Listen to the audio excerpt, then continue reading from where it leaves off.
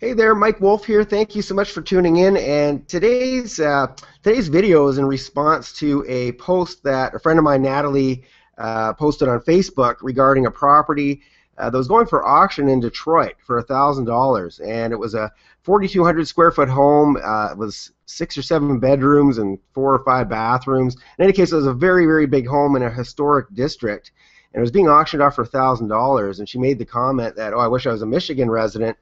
And so I just wanted to talk about the realities of investing in a city just because it's cheap. Like, a lot of people are often lured in by inexpensive home prices.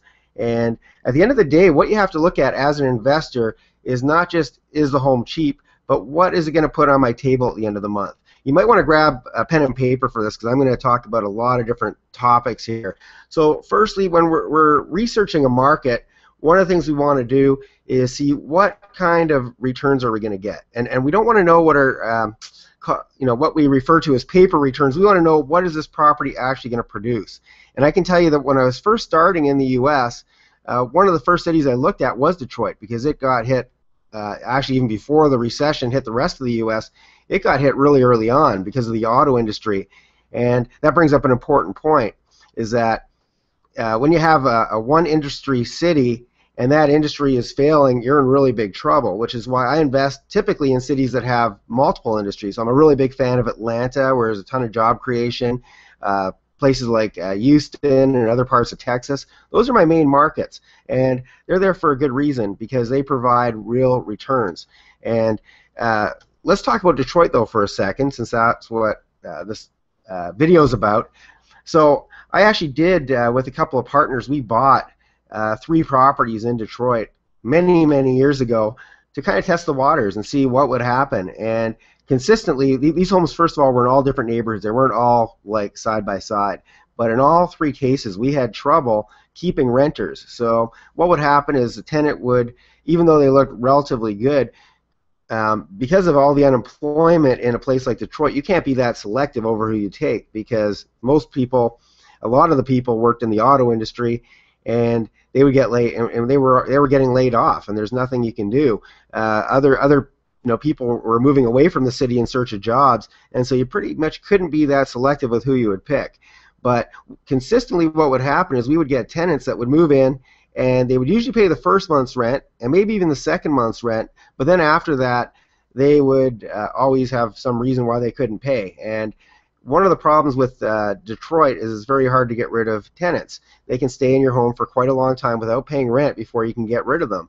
And so in any case, consistently we had trouble collecting rent. So these homes looked great up front because they were very inexpensive, and they allegedly were going to give us a good return because the rent was high compared to purchase price. And that's one of the things you always want to look at, is what is the ratio of rent to purchase price. How much do I have to spend of my money to collect X amount of dollars rent?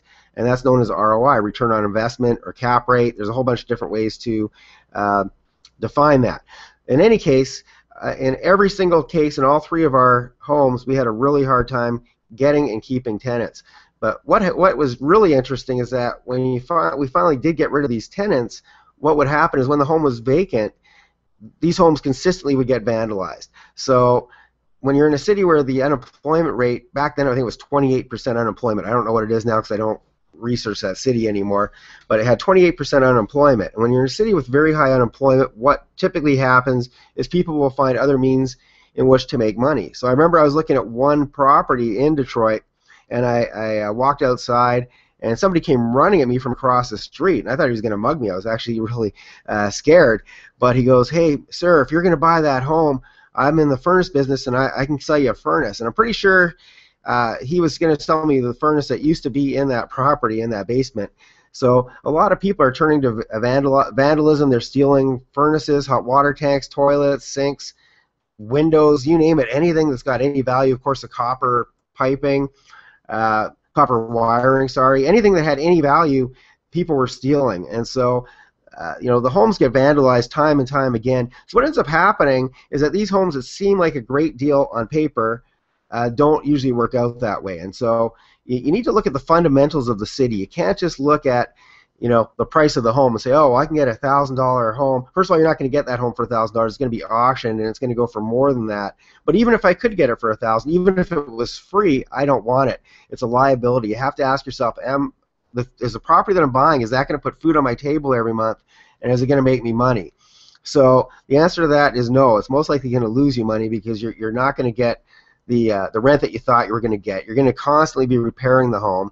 You're going to it's going to be a constant struggle. And then on top of that, not just the financial part of it, it's the amount of stress that you're going to deal with and the number of headaches. And I'm a really big fan of using real estate to create freedom and a lifestyle through passive income so that I don't have to go and spend my whole day putting out fires and dealing with issues. I want to go enjoy myself and do the things that get me excited and things that I find are fun. But I couldn't do that if all my properties were in a city where I'm constantly dealing with issues, and it was one problem after another. So we ended up doing a rent-to-own program and put some people into these properties just to get rid of them. And we're lucky to have broken. Well, we probably didn't even break even. It was probably when we looked into. When we added all up, okay, maybe we broke even if we got really lucky. So to make a long story short, though, you don't want to look at just the price of the home. That's not the most important thing. You definitely need to look at what is it going to put on your plate every month. So that's number one. Number two, Detroit has about 80,000 vacant homes right now. Not even vacant, abandoned homes where the people don't want them. So this city is going to take a long time to turn around. And so when you buy these properties, not only does it not bring in revenue, but the city has had to keep their property taxes extremely high because they need a base of money coming in to try and keep the infrastructure going. And of course, Detroit is bankrupt. That's a whole other story unto itself. So there's all these vacant homes. Property taxes are extremely high. So if you bought this property, you're going to be feeding it every single month for the property taxes. You also have to look at the other bills. You have to. It's very cold. Climate in the winter, you're going to be paying for to keep the heat on, or else you're going to have your pipes bursting. In the summer, it gets hot and humid. You're going to need to keep the AC going. So you're going to have utilities. You're going to have insurance, and because the insurance companies know that there's a lot of vandalism, insurance isn't cheap there. So you're going to have all these expenses, not a lot of revenue. At the end of the day, it's just going to be a big nightmare, and that goes for other places too. Like you look at places in Ohio, same thing. So basically, when we're looking at if I want to get a cheap home, I want to have a cheap home in a city that's going to appreciate in the near future. And so what I mean by that is if you were to buy a home in Detroit and deal with all the headaches and all the stress, in 25 years from now, when it reinvents itself as something else besides the auto town, when it reinvents itself, you're going to look like a hero. Wow, I mean, you had the foresight to buy a home back when a home was only X number of dollars, and now it's come a long way. But you have to ask yourself, how much is that going to cost you financially? What's it going to cost you mentally and stress-wise? And what is it going to cost you opportunity-wise? What are you going to give up for other opportunities so you can get in on this opportunity? So I'm a really big fan. If I want to get inexpensive homes, I want to do it in a city like Houston. I go to the tax deed auction there. We get properties for pennies on the dollar, but that's a city that's growing. Exxon is moving their world headquarters there. There's a lot of growth. It's created 2.2 new jobs for every job that was lost during the recession. So these are things you want to look at. You don't want to just focus on that price. So it's just so important to note, to have that distinction between what are paper returns and what are real returns. What are you going to get in real life? What is this property going to do for you at the end of the day?